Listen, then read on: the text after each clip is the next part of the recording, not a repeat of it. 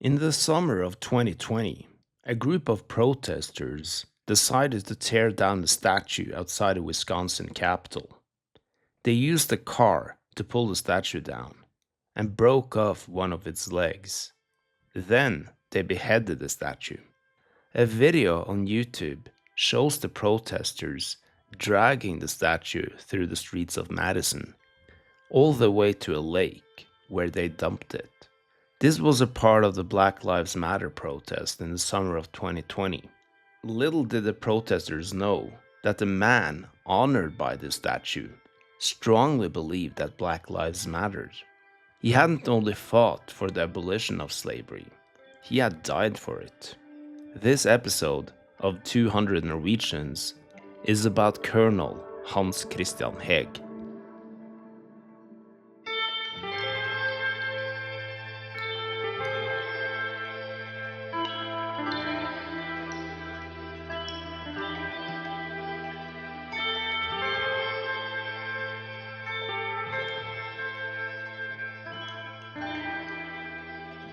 Back in 2020, when protesters were tearing down statues all over America, I found myself thinking quite a bit about statues, why we make them and why we keep them.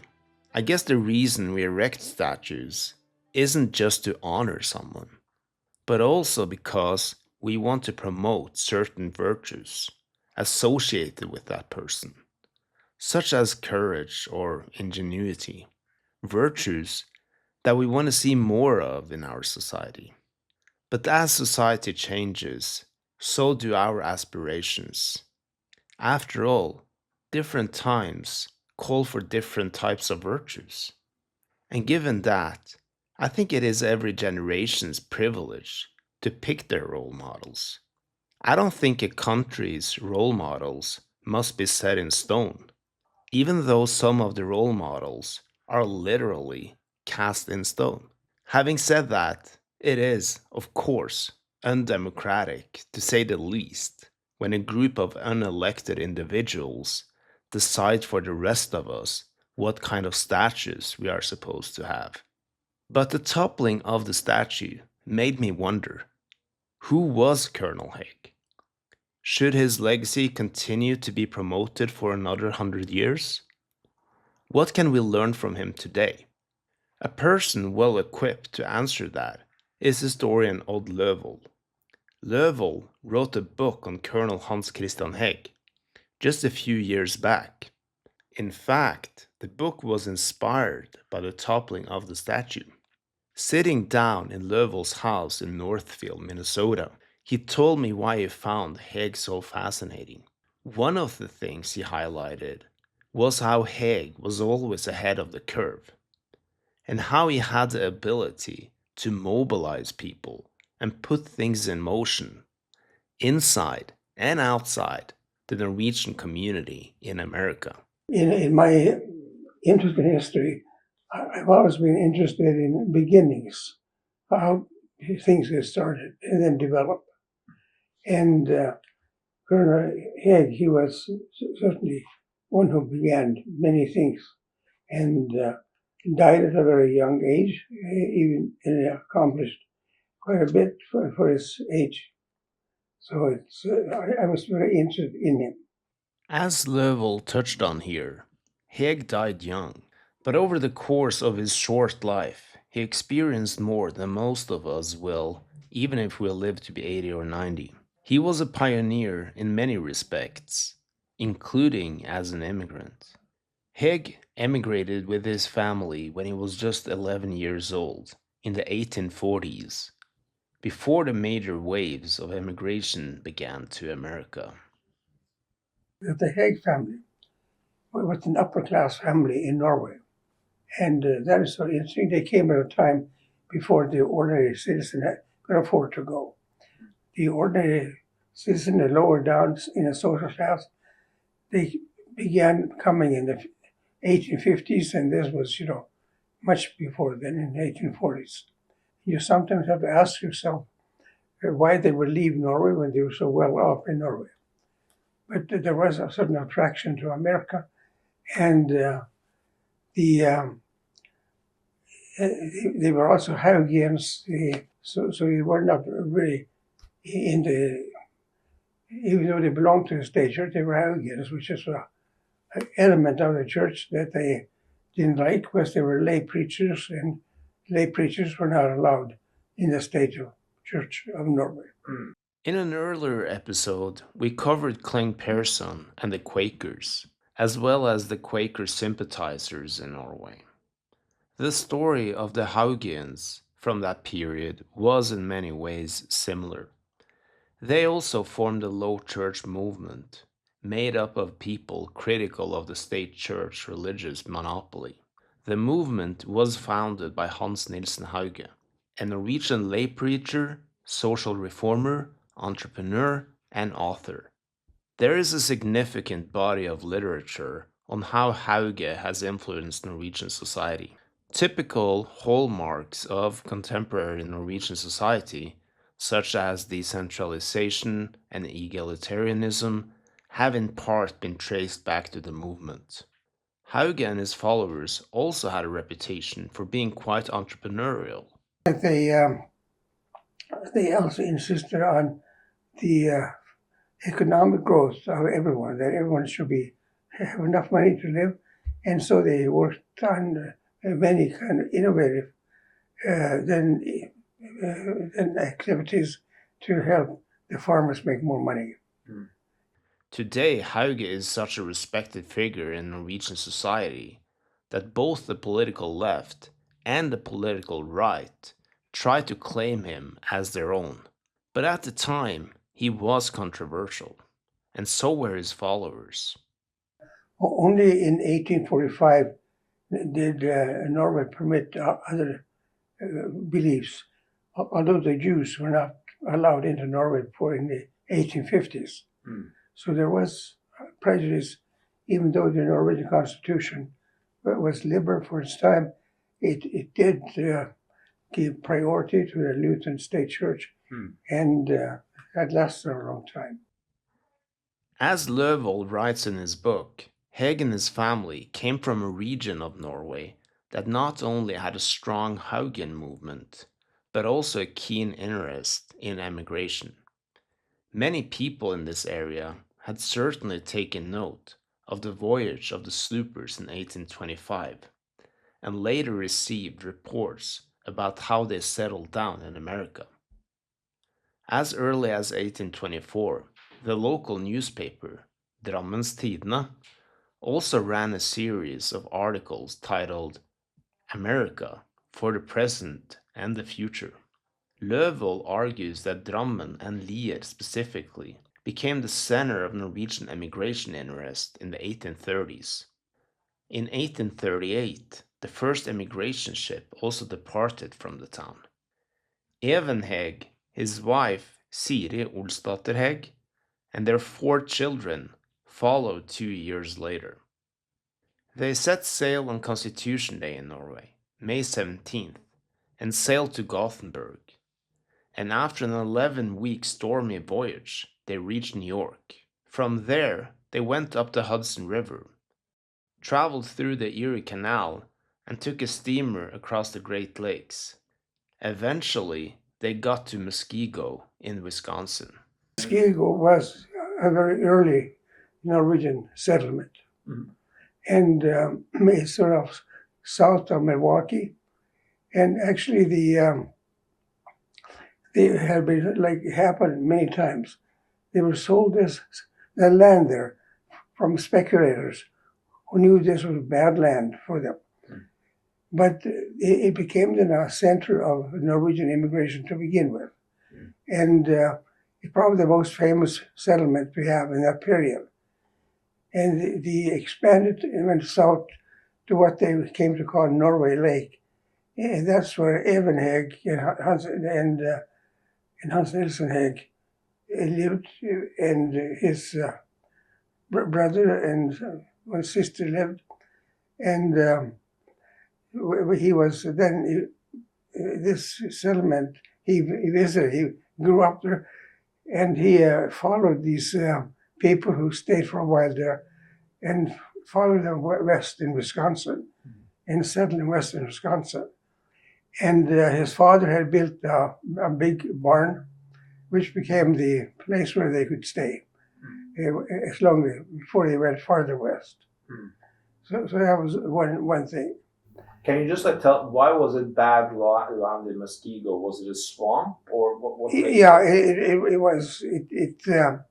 It became a swamp, yes, and the at the time they got the land, it looked great, but it was not.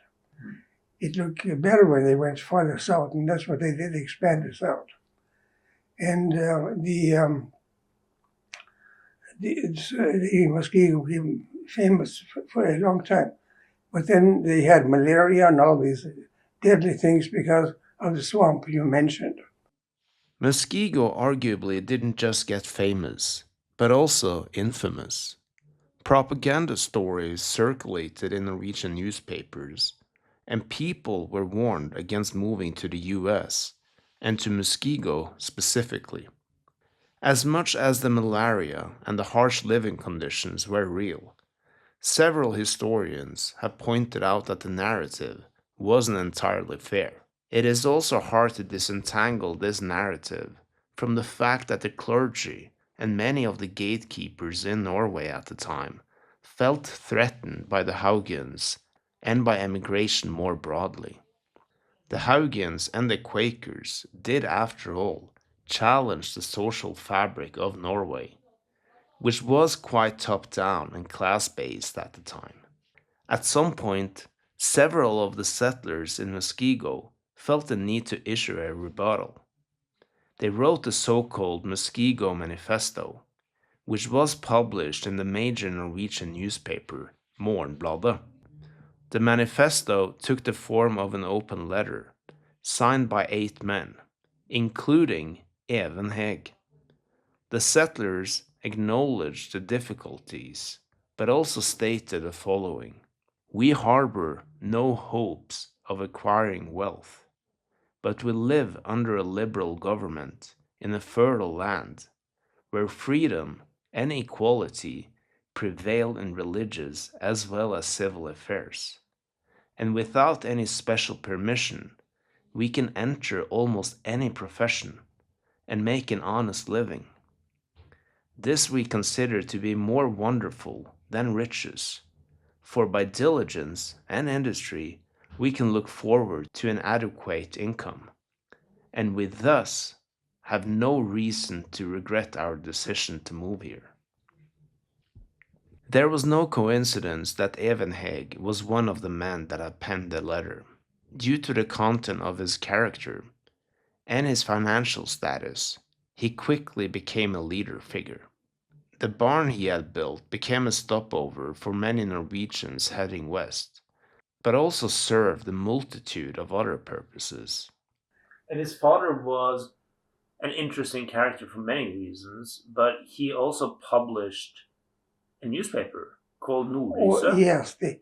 yes, the first Norwegian newspaper in America, and it's very interesting. The Nordlyset, the Northern Light, it was published right there in the little cabin that they built for themselves, and so the political it was probably published too earlier than it should, because the people in America, Norwegians, were not in Norway used to newspaper unless they belonged to the upper classes. And but still, it did inform then on say of the political situation in America, because they looked into that, and they had editors who knew more about this, and so he this idea of slavery, and that was also written quite a bit. Hans Christian Heg was 18 years old when Nordlyset was established, and he assisted his father with the printing. Nordlyset was a newspaper that promoted Norwegian culture in America, but it also served as a publication where Norwegians in America could get knowledge about current events in their new country, which was much needed, considering that many of them couldn't read the English newspapers. Nordlyset also championed the Free Soil Party. The Free Soil Party was a party that preceded the Republican Party. It's an anti-slavery party, very much so. But basically, then focusing on not having slavery spread to the north. We should keep in mind that Wisconsin became the main anti-slavery state. Well, the Free Soil Party was then founded in 1847, 48. And free land, free speech, free labor, and free men was their motto. And it's interesting that Nordlyset adopted in Norwegian translation the motto of the Free Soil Party. And I can say it in Norwegian so they can hear what that is. Fri ordbyrd, fri tale, fritt arbeide og frie menn. Nordlyset, along with his father's political involvement, was instrumental in Hans Christian Heg's development into a politically informed person. Hans Christian Heg also had aspirations in that department. But then the gold rush happened, and Hans Christian Heg, like many other young men in his generation, headed west. What did he hope to achieve there? He wanted to become a gold miner, right? But it didn't work out according to the plan, did it? No, he found some gold, but he did not become wealthy from it. But he did find gold. And what might be interesting for people is that he had two of his friends with him, and they getting to California from Muskego. They had pulled by oxen, and it took several months to get there. Imagine that today. And so I don't think anybody would do that today, because this was before the railroad was built. So it took a longer time to get there and to get back. That is something I think we can not understand. And on the way, he also stopped in Salt Lake City and met for the first time in his life Mormons. And they told him much about the gold because they had already been there to get gold. So he did experience a few things. But as I said, he came back when he got news that his father was dead. So then he went back and he married, and he had several children. Around this time, Heg also became politically active. He ran for a seat in Wisconsin State Assembly as a Free Soiler, but lost with a tight margin to a Democrat. But in 1859, Heg was elected prison commissioner. He reformed the prison, and it's amazing. He was way before his time to how he treated the prisoners and how they regularly fed and how they regularly worked and many those kinds of things. And why did he believe in a better treatment of prisoners? Because he believed they were fellow human beings, and that because he believed that if you treat good people bad, they become bad, and if you treat bad people bad, they become worse. So if you treat people good, they will also become good. Was this a type of mindset that he had derived from the Haugean movement, you would say? I think so. And yes, because that is how they looked at human beings. And I think very much so, yes. In his job as a prison commissioner, Heg also resisted and violated the Fugitive Slave Act.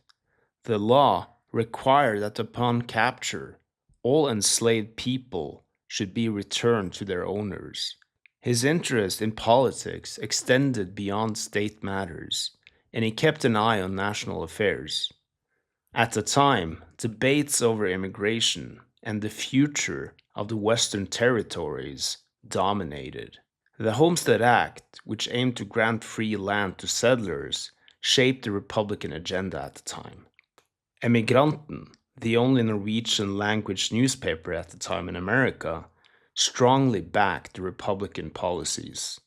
When the Civil War erupted, Heg soon emerged as a leading figure among Norwegian Americans. Heg believed it was important that Norwegians were represented in the war, not only because the northern states needed manpower, but also because he thought it was essential for immigrants, such as the Norwegians, to demonstrate loyalty to their new country. Heg eventually joined forces with Norwegian-born John A. Johnson. Johnson first opened a roll call to recruit the Scandinavian Company. In September 1861, Heg and Johnson appeared at the state capitol in Madison to adopt a formal resolution to form a regiment. Heg also recruited Norwegians through Emigranten. In the newspaper, he wrote, "Should we Scandinavians sit still and watch that our American, German, and English-born fellow citizens fight for us without helping them? Only 600 men have been enlisted. Come then, young Norsemen, and take part in defending the country's cause, and fulfill an urgent duty, which everyone who is able to owes the country in which he lives." First, they wanted to do not a regiment, but a company that was Scandinavian. And it became Norwegian, and it became then a regiment with 10 companies in it. About 830 people totally. 40 of those were officers, and many of the officers were not Norwegian because the Norwegians did not know how to command in English, but they were volunteers. They were not recruited. They were volunteers. All these 800 Norwegians in this, and they were trained then at a camp in Wisconsin, and from Wisconsin they then went to Chicago, and then the Nora Lodge in Chicago, Norwegian Lodge, they gave them their banner, which they had in the war all the time. And from Chicago, they went to Missouri and engaged in quite a number of battles. The 15th Regiment actually fought in a total of 26 battles and skirmishes. As a leader, Heg came to be known for being energetic, disciplined, and well-liked. He made sure his men were well organized and insisted on strict moral conduct. For instance, he discouraged drinking and gambling. Although Heg and his men fought for America, they paid tribute to their roots, and the companies had names such as Odin's Rifles and St. Olaf's Rifles. Heg didn't see their Norwegian identity as something that stood in the way of their war effort for their new homeland. Quite to the contrary, he actually thought it could inspire them. This became evident on one occasion in particular, when he stood up in front of his soldiers and gave a famous speech. And he told his soldiers they represented the entire Norwegian population and must, under all circumstances, conduct themselves in a manner that made them in the old Norwegian name worthy. So he also, way back then, thought that this would help the reputation of Norwegians. And the banner in Norwegian had "For Gud og vårt land" that they got in Chicago, for God and our country. According to several accounts, Heg proved himself to be steady under fire. One example of this took place during a surprise attack in the lead-up to the Battle of Stones River. This was their first major combat experience. But despite being outflanked, Heg rallied his men and organized the defense that slowed the Confederate advance. In this, as in many other battles, he stood side by side with his soldiers, Actually, he was a very brave commander because he led his soldiers into battle ahead of them. You could actually argue that he was too brave. After advancing through Tennessee in the summer of 1863, the Union Army faced heavy Confederate attacks in Georgia. Heg's regiment was ordered to cover the Union's retreat. Heg himself led his men in a counterattack to buy time. While riding forward to rally the line, Heg was shot in the stomach. He remained on the field until he was carried off on a stretcher. He died the next morning. His performance was praised, and his maneuver prevented a complete defeat. After his death, the regiment remained a small but important part of the Union's war effort and helped secure the Union's victory in 1865. But Heg's sacrifice didn't just matter because the Union won the war and slavery was abolished. The effort also, as Heg had predicted, improved the Norwegian standing in the US society. And what is interesting too, for me as an immigration historian, is that after their battle, after they had participated, Norwegians were so accepted by their neighbors who were American. Before that, they had been put down. And so that was a major then success in terms of having them then move into American society and be accepted as fellow Americans. Many monuments and statues were erected in honor of Heg and the 15th Regiment after the Civil War. And this brings me back to where we started. Is Heg still worthy of a statue today in one of the most visited spots in Wisconsin? So, what do you think we can learn from his life story today? That's a good question. We can learn that people can be ahead of their time and talk about reform. You're not bound by what's going on in your own time all the time. And right at this time in our history, there might be things that we feel can be changed. And I do feel that the story, and I say that in my article, that the story of Heg is the story of a human being, and we can share with him back then some of the same feelings, for the humanity of history never changes. We are all human beings, no matter how far we go back, and can learn from how people behaved in different times. And that is why I study history. And there's a thread through history from one human being to the next. The statue of Colonel Heg is once again standing tall outside the Wisconsin state capitol. On an emotional level, how did you react when you saw that statue of Heg being torn down? Well, it showed the ignorance of the people who did it, because the actually I saw in all Norwegian papers in Norway covered it, and thought it was amazing that black people would destroy a statue of a man who had helped free the slaves. And it simply showed their ignorance, that they did not know who he was. For them, he was just a white man in a uniform. The statue that now stands outside the state capitol looks very much like the old one. The head, which was cut off, was never recovered and had to be recreated. Heg's legacy definitely deserved that they recreate it. Still, I've been thinking that it might have been a more interesting statue if they hadn't recreated the head. Think about it.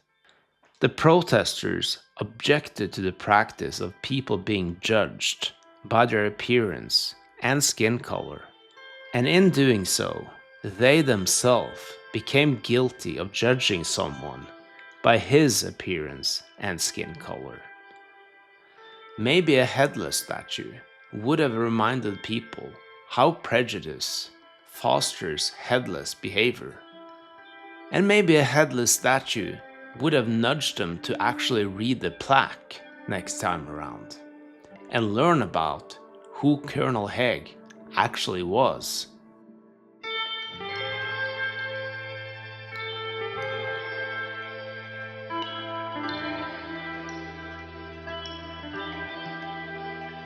This podcast was made in conjunction with Vesterheim and with the support of Norway House in San Francisco. The music you hear in the background was made by Jan Skoglund. My name is Fredrik Kalstveit.